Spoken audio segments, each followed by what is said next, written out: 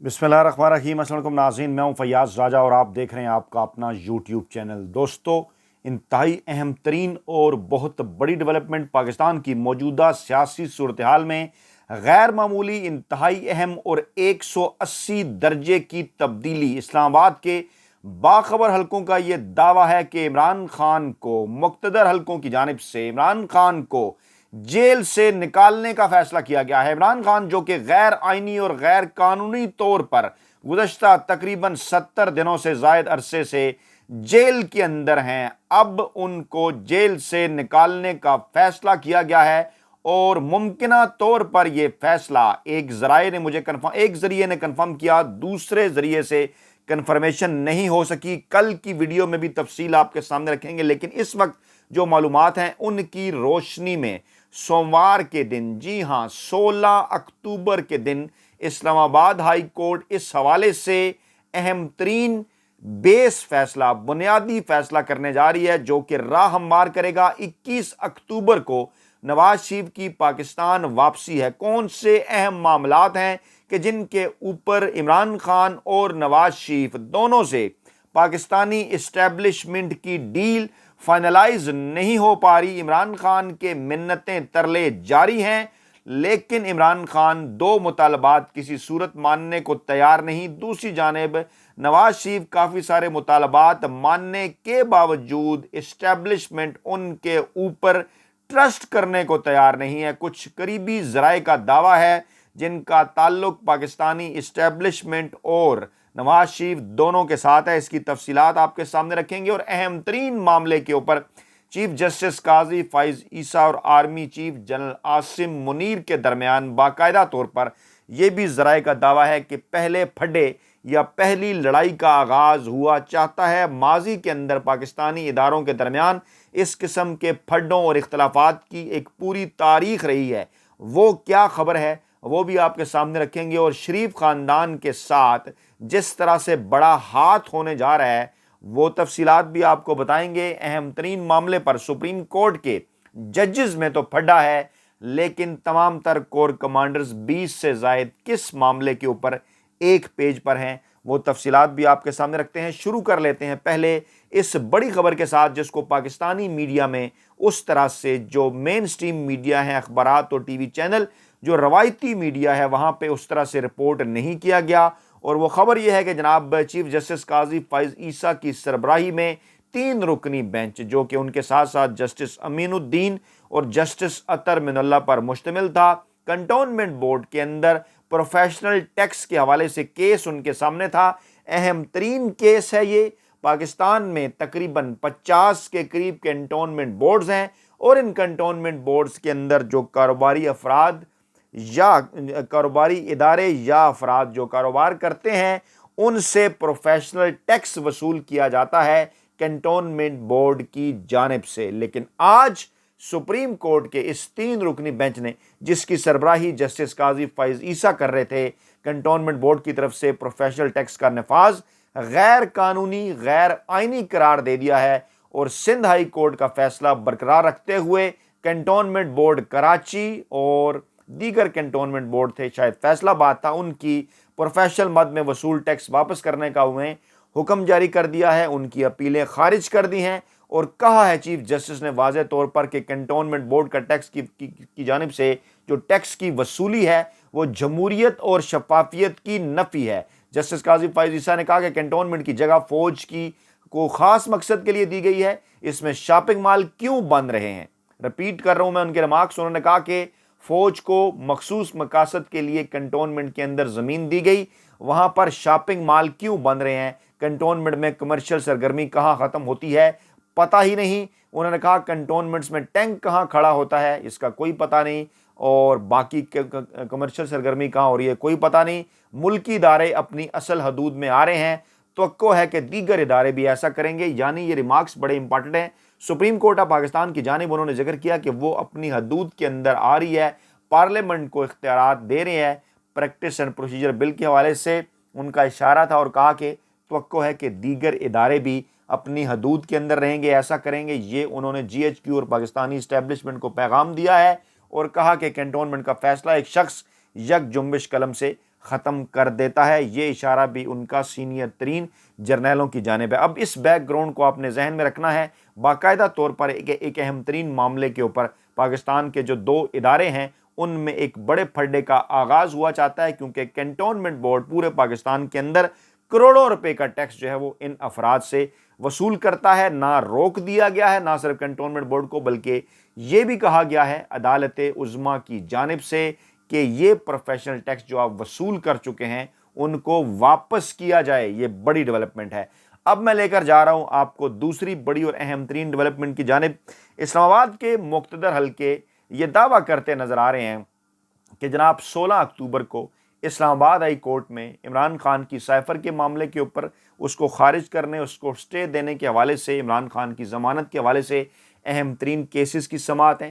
اور اعتزاز احسن اور لطیف کھوسا انتہائی سینئر قانون دان، اور آپ نے ان کی گفتگو سنی ہوگی کس طرح سے وہ چٹکیوں میں اس کو اڑا چکے ہیں سائفر کیس کے معاملے کو، اور وہاں اگر انہیں آئینی اور قانونی طور پر ڈیبیٹ آگے بڑھانے کا موقع دیا گیا تو تمام غیر جانبدار جو آئینی قانونی ماہرین اور جو حلقے ہیں وہ یہ دعویٰ کر رہے ہیں کہ چٹکیوں میں اس کیس کو فارغ کر دیں گے اعتزاز احسن اور لطیف کھوسا، اور عمران خان کو ضمانت دینے کے علاوہ کوئی آپشن کورٹ کے پاس آج کی تاریخ تک موجود نہیں ہے۔ اگلے 48 گھنٹے سیٹرڈے ہفتے کے دن 14 اکتوبر کو آپ یہ ویڈیو دیکھ رہے ہوں گے، 16 اکتوبر کو عمران خان کے حوالے سے اسلام آباد ہائی کورٹ میں سماعت ہے جسے انتہائی اہم قرار دیا جا رہا ہے۔ اس سے پہلے 15 اکتوبر کو پاکستان تحریک انصاف نے لبرٹی چوک لاہور کے اندر جلسہ کرنے کا اعلان کر رکھا تھا، اور انتظامیہ نے آج لاہور ہائی کورٹ کے اندر کہا کہ جناب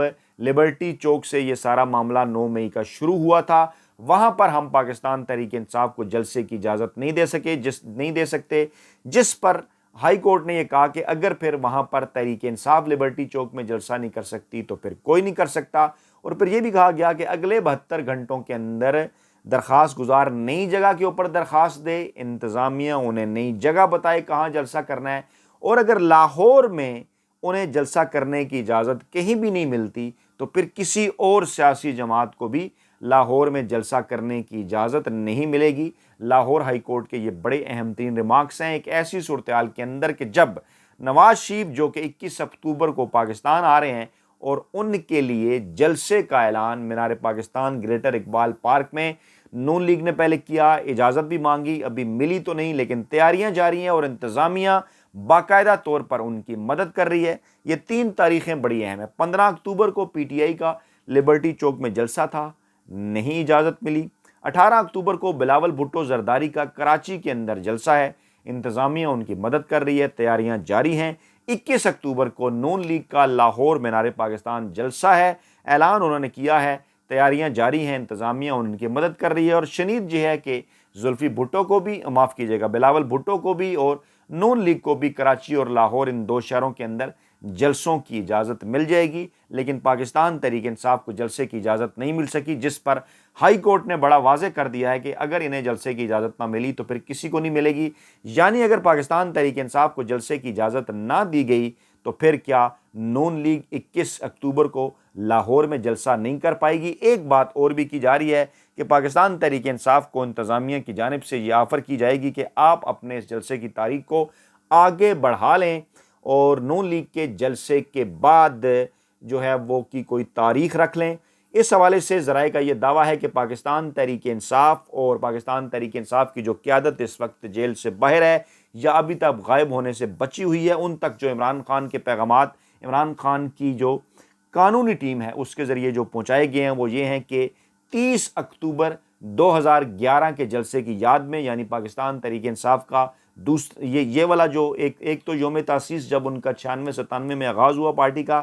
ایک نئی ایمرجنس ہوئی تحریک انصاف کی، نئی تحریک انصاف 30 اکتوبر 2011، اس کی یاد میں اس کے 12 سال مکمل ہونے کے اوپر 2023 میں مینار پاکستان کے اوپر پاکستان تحریک انصاف بھی اپنے جلسے کا اعلان کرے، جو کہ یقینی طور پر لاہور کی انتظامیہ، پنجاب کی انتظامیہ، عدلیہ اور اسٹیبلشمنٹ کے لیے ایک بڑا سرپرائز ہو سکتا ہے، کیونکہ عمران خان آپ کو پتہ ہے ہمیشہ سے کھل کے کھیلتے ہیں، دلیری کے ساتھ کھیلتے ہیں، اور پاکستان تحریک انصاف کو بھی انہوں نے یہ کہا کہ اگر ابھی آپ کو جلسے کی اجازت نہیں ملتی، انتظار کریں اور دیکھیں کہ نون لیگ کو اگر جلسے کی اجازت مل جاتی ہے، وہ اگر لاہور مینار پاکستان میں اپنا جلسہ کر لیتی ہے تو اس کے بعد پھر آپ اس سے دگنا بڑا جلسہ لاہور کے مینار پاکستان پر پاکستان تحریک انصاف کر کے دکھائے۔ لیکن سوال ایک پیدا ہوتا ہے، آپ اس کے اوپر کمنٹ بھی کیجئے گا، کیونکہ پاکستان تحریک انصاف کے جو کارکنان ہیں ان کے لیے یہ بہت بڑا چیلنج ہے کہ عمران خان اگر جیل کے اندر ہوں، لیڈرشپ بھی نہ موجود ہو، کیا خود بخود وہاں پر عوام اتنی بڑی تعداد میں پہنچ سکتی ہے؟ لیکن اس کو جب آپ اس خبر کے ساتھ لنک کرتے ہیں، جو ذرائع یہ دعویٰ کر رہے ہیں کہ نواز شریف کی 21 اکتوبر کو پاکستان میں لینڈنگ سے پہلے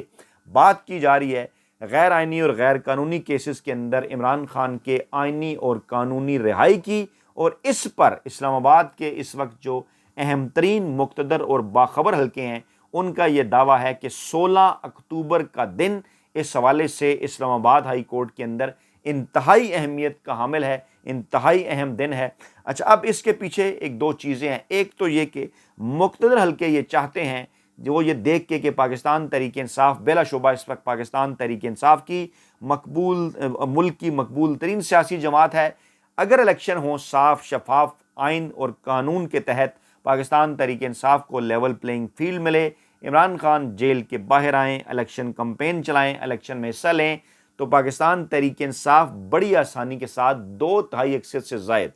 یعنی کہ تقریباً 70% جو ووٹ بینک ہے یا نشستیں ہیں، 2/3 بنتا ہے 66%، اور 3/4 بنتا ہے جناب 75%۔ لیکن ان دونوں کے درمیان یعنی 2/3 سے زیادہ اور 3/4 سے ذرا کم، 70% کے قریب نشستیں پورے پاکستان میں پاکستان تحریک انصاف بڑی آسانی کے ساتھ لے سکتی ہے۔ اب اسی ماحول کے اندر جب خفیہ ہاتھ، مافیا ہینڈلرز اور سہولتکار یہ چاہ رہے تھے کہ انہیں عمران خان سے کوئی ڈیل مل جائے تاکہ اگلی آئندہ آنے والی جو عمران خان کی ممکنہ حکومت ہے اس کے ساتھ کام کرنے کے حوالے سے ٹی او آرز جو ہیں وہ طے کر لیے جائیں پہلے سے، لیکن ایک ایسے ماحول کے اندر کہ جب عمران خان نے کوئی بھی ایسا مطالبہ ماننے سے انکار کر دیا ہے جن میں ان کا جو ایک موقف ہے اصولی سائفر رجیم چینج آپریشن کے حوالے سے، 9 مئی کے واقعات کے حوالے سے، اس پر اگر کوئی زد پڑتی ہے تو عمران خان ایسی کوئی بھی شرط ماننے کے لیے تیار نہیں ہے۔ اب اس ماحول کے اندر کہ جب نواز شریف 21 اکتوبر کو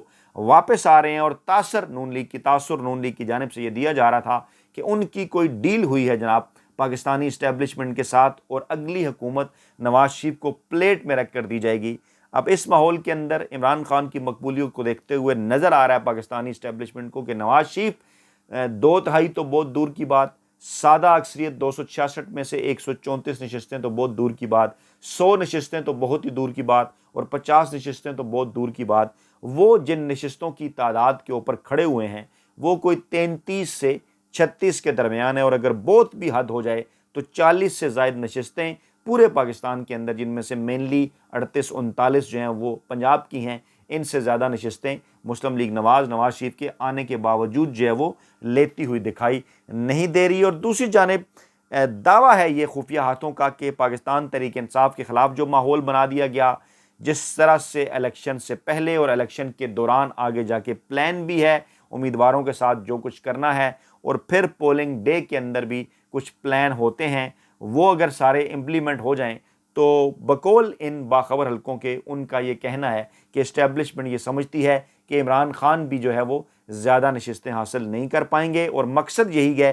کہ ایک سپلٹ مینڈیٹ جو ہے وہ سامنے آئے، اور اب عمران خان کو جیل سے نکالنے کا مقصد بھی یہی کہ مکمل طور پر پاکستان تحریک انصاف کا خاتمہ نہیں کرنا، نواز شریف کے پیچھے مکمل طور پر کھڑے نہیں ہونا، بلکہ ان کو بھی یہی ظاہر کرنا ہے کہ یہ دیکھیے یہ عمران خان بھی ہیں اور ہم آپ کے ساتھ ڈیل کر رہے ہیں، آپ اس کے بدلے ہمیں کیا دے سکتے ہیں۔ اور ایسی صورتحال کے اندر ایک ایسا سپلٹ مینڈیٹ سامنے لانے کی کوششیں ہو رہی ہیں کہ جس کے اندر پیپلز پارٹی کو بھی اکوموڈیٹ کیا جائے، جس کے اندر جہانگیر ترین کو، جس کے اندر ممکنہ طور پر پرویز خٹک کو، جس کے اندر ایک نئی ممکنہ بننے والی پارٹی مفتاح اسماعیل شاہد خاقان عباسی اور مصطفیٰ نواز کھوکھر کی ہے، ان تمام کو اکوموڈیٹ کر کے پاکستان میں ایک ایسا چوں کا مربع قسم کی حکومت قائم کی جائے کہ تمام تر معاملات وہیں پر رہیں جہاں پر گزشتہ 75 برسوں سے ہیں، اور آئندہ آنے والی جو سیاسی اور جمہوری حکومت ہے وہ اس طرح سے آزادی کے ساتھ اس مینڈیٹ کے تحت آپریٹ نہ کر سکے.